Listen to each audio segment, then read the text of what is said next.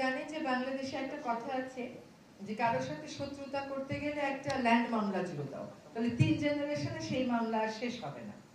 তো আজকে সেই 3 জেনারেশন যেন না লাগে, এক জেনারেশনেই যেন মামলা শেষ করা যায়, সেজন্য সিপিসির কিছু সংশোধনী আনা হয়েছে, যাতে করে যারা বিচার প্রার্থী তাদের সময় কম লাগে, তাদের টাকা কম লাগে। অনেক সময় আমরা যারা উকিল আছি তারা নানান অজুহাতে বিভিন্ন সময় নিয়ে মামলার প্রক্রিয়া বিলম্বিত করি, সেটা যেন না হয় সেরকম কতগুলো সিদ্ধান্ত এসে কয়েকটা উদাহরণ আমি আপনাদেরকে দিচ্ছি।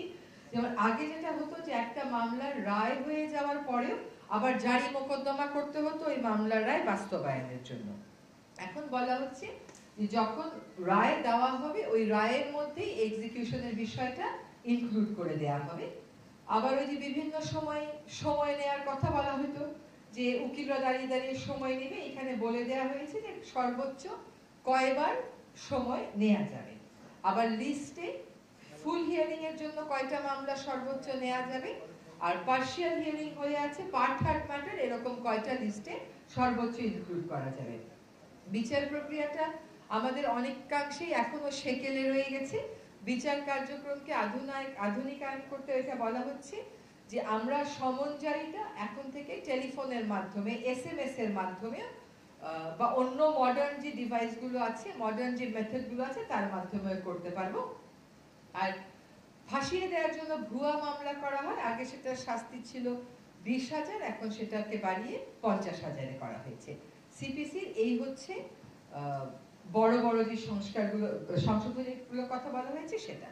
আরেকটা কথা একটু আপনাদেরকে বলতে হয়, খুব খুশি মনে আপনাদেরকে জানাতে চাই যে আমাদের অভিন্ন নদীর পানি ভাগাভাগি নিয়ে, পানি ব্যবস্থাপনা নিয়ে আমরা সব সময় বলি যে আমরা আন্তর্জাতিক আইনগুলো কেন স্বাক্ষর করছি না।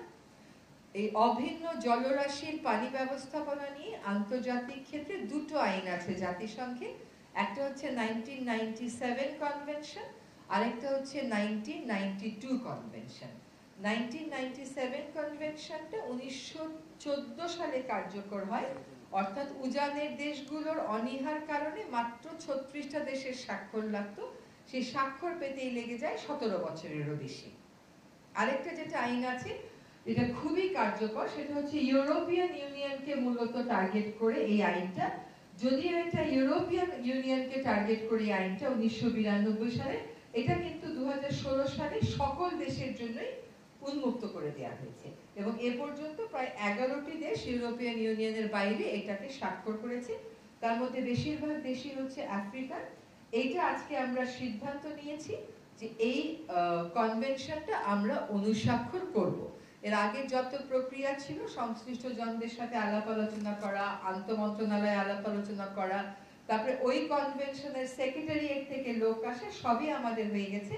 ফলে বাংলাদেশ এখন সিদ্ধান্ত নিয়েছে convention on the protection and use of transboundary water courses and international lakes 1992, এটাতে বাংলাদেশ অনুস্বাক্ষর করবে এবং বাংলাদেশকে দিয়ে আসলে এশিয়ার দেশগুলোর স্বাক্ষর প্রক্রিয়াটা শুরু হচ্ছে। আজকে এখানে ব্যাংকিং সেক্টরে বেশ কয়েকটা অধ্যাদেশ আমরা কতগুলো নীতিগতভাবে কতগুলো চূড়ান্ত অনুমোদন দিয়েছি। তার মধ্যে একটা হচ্ছে সরকারি হিসাব নিরীক্ষা অধ্যাদেশ, আরেকটা হচ্ছে ব্যাংক রেজলিউশন অধ্যাদেশ, আরেকটা হচ্ছে রাজস্ব নীতি ও রাজস্ব ব্যবস্থাপনা অধ্যাদেশ, আরেকটা হচ্ছে গ্রামীণ ব্যাংক সংশোধন অধ্যাদেশ।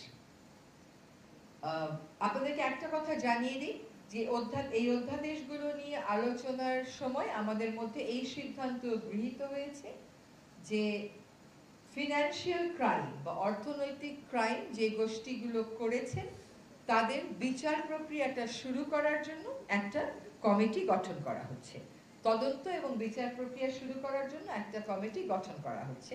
প্রাথমিক কাজগুলো হয়েছে, এখন ফিনান্সিয়াল ক্রাইমে যারা জড়িত ছিলেন তাদের ব্যাপারে আমরা তদন্তটা শুরু করার জন্য একটা আলাদা কমিটি গঠন করেছি। এবার একটা একটা করে বলি। সরকারি হিসাব নিরীক্ষা অধ্যাদেশ যেটা আছে, এটা আপনারা জানেন যে 1974 সালে একটা আইন ছিল, সেই আইনের অতিরিক্ত হিসাবে সম্পূরক হিসাবে এই অধ্যাদেশটা আজকে আমরা অনুমোদন দিয়েছি। এটার উদ্দেশ্যটা হচ্ছে যে আন্তর্জাতিক অডিটিং এর ক্ষেত্রে আন্তর্জাতিক কিছু স্ট্যান্ডার্ড আছে, সেই স্ট্যান্ডার্ড এবং প্র্যাকটিসগুলো যেন বাংলাদেশের কন্ট্রোলার এবং অডিটর জেনারেলরাও মেনে চলেন, সেটা নিশ্চিত করা, যাতে করে সরকারি অর্থের সঠিক ব্যয় আমরা নিশ্চিত করতে পারি, সেক্ষেত্রে স্বচ্ছতা আমরা নিশ্চিত করতে পারি। এবার একটু ব্যাংক রেজলিউশন অধ্যাদেশে আসি। আপনারা জানেন যে এখানে আমাদের একটা শিল্প গোষ্ঠী কর্তৃক কিভাবে কয়েকটা ব্যাংকের উপর একচ্ছত্র নিয়ন্ত্রণ প্রতিষ্ঠা করে কত টাকা এই দেশ থেকে সরিয়ে নেওয়া হয়েছে এবং তহবিল তছরুপ করা হয়েছে, ওই জিনিসটা ভবিষ্যতে যাতে আর না হতে পারে সেজন্য কর্পোরেট সেক্টরে, ব্যাংকিং সেক্টরে শৃঙ্খলা আনার জন্য, জবাবদিহিতা আনার জন্য, আমানতকারীদের স্বার্থ সংরক্ষণের জন্য এই ব্যাংক রেজলিউশন অধ্যাদেশ আজকে আমরা পাশ করেছি। আমরা আবারও বলতে চাই যে আমরা আমানতকারীদের স্বার্থ সুরক্ষাকে সর্বোচ্চ গুরুত্ব দিচ্ছি এবং ভবিষ্যতে যেন এই ধরনের ঘটনায় আমাদের সাধারণ আমানতকারীদের আর পড়তে না হয়, সেজন্যই এই ক্ষেত্রে শৃঙ্খলা কেমন করে আনয়ন করা হবে, বাংলাদেশ ব্যাংকে কতটুকু ক্ষমতা দেওয়া হবে, সে কোন পর্যায়ে গিয়ে ইন্টারভেন করবে, এগুলো স্পষ্ট ছিল না আইনে, এখন এগুলো স্পষ্ট করা হলো। এবং এই যে 3 নম্বর আইন যেটা বলবো সেটা হচ্ছে রাজস্ব নীতি ও রাজস্ব ব্যবস্থাপনা অধ্যাদেশ।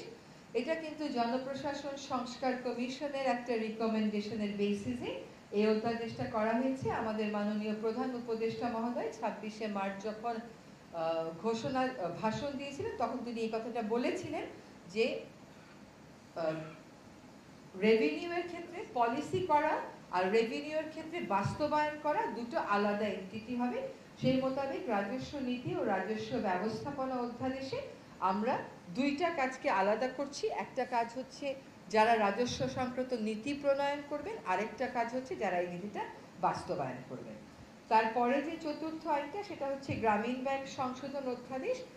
এখানে আগে যখন গ্রামীণ ব্যাংক কাজ করত একটা মূল্যবোধ নিয়ে কাজ করত, সেই মূল্যবোধটা হচ্ছে যারা গ্রামীণ ব্যাংকের বেনিফিশিয়ারি তাদেরই সেফ থাকবে এই ব্যাংকটার পরিচালনার ক্ষেত্রে। কিন্তু আপনারা জানেন যে বিগত সময়ে আমাদের এখন যিনি আমাদের মাননীয় প্রধান উপদেষ্টা, সেই নোবেল বিজয়ী অর্থনীতিবিদকে রাজনৈতিকভাবে টার্গেট করা হয়েছিল এবং গ্রামীণ ব্যাংকের মালিকানা তার যে দর্শন ছিল যে এটা যারা ঋণটা নেবে সেই বেনিফিশিয়ারির হাতেই থাকবে, সেখান থেকে সরিয়ে সরকারের নিয়ন্ত্রণ অনেকাংশে নিয়ে আসা হয়। আজকে যে অধ্যাদেশটা সংশোধন করা হলো তার মাধ্যমে আগে গ্রামীণ ব্যাংক শুধুমাত্র ভূমিহীনদের জন্য কাজ করত, এখন বিত্তহীনদের একটা সংজ্ঞা সংযোজন করা হয়েছে। ইউনিয়ন পরিষদের পরিসর থেকে বের হয়ে সিটি কর্পোরেশন, পৌরসভাকে অন্তর্ভুক্ত করা হয়েছে এবং বোর্ডের ক্ষেত্রে বলা হয়েছে যে যারা এটার বেনিফিশিয়ারি তাদের মধ্য থেকে 9 জন নির্বাচিত হয়ে আসবে, এই 9 জনের মধ্য থেকে আবার 3 জন মনোনীত হবে এবং তাদের মধ্য থেকে একজন চেয়ারম্যান নিযুক্ত হবে। এখানে আরেকটা বিষয় এসেছে, তা হচ্ছে পরিশোধিত মূলধন আগে ছিল সরকার 25% আর যারা বেনিফিশিয়ারি তারা 75%, এখন হয়ে গেছে 10% এবং 90%। মূলত এই ছিল আমাদের আজকে যে সিদ্ধান্তগুলো হয়েছে সেগুলো। আরেকটা কথা একটু বলা দরকার, সেটা হচ্ছে যে গ্রামীণ ব্যাংকের অধ্যাদেশে গ্রামীণ ব্যাংকে জনস্বাস্থ্য সংস্থা ফিনান্সিয়াল রিপোর্টিং অ্যাক্ট যেটা আছে 2015, সেটা অনুযায়ী জনস্বার্থ সংস্থা হিসেবে বিবেচনা করার একটা বিধান আনা হয়েছে। এবার আপনাদের প্রশ্ন থাকলে